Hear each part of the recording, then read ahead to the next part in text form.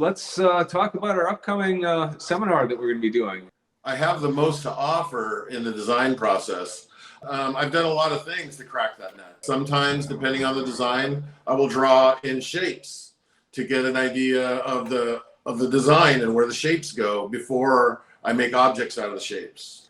I've seen you roll up your drawings. You're into like a yeah, robot magazine shape.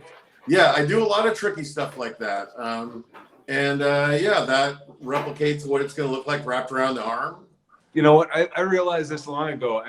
My hand naturally just flows in the shape of how it's going to fit on a body part. That's sort of like, there's going to be the weighted area. There's going to be some certain kinds of curves that flow depending on the shape of the body part.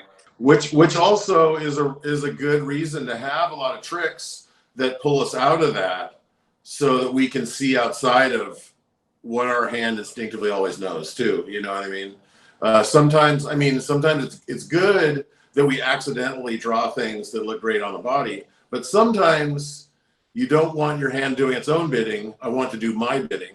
So I don't know. I can walk through like a sketch process from the person brings me an idea, says I want these 3 things. I noticed also that there was some information on there about how I interact with the client. And I've learned to let them know that I'm doing that, and that it is an intentional part of the process.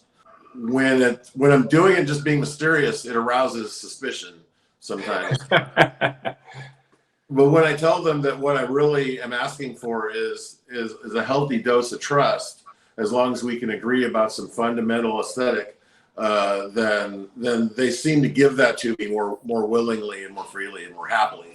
I think we're going to go somewhere about 90-ish minutes, and we'll be handing out this exercise to people. I'll have a link for them to download it from and upload it back to. Okay.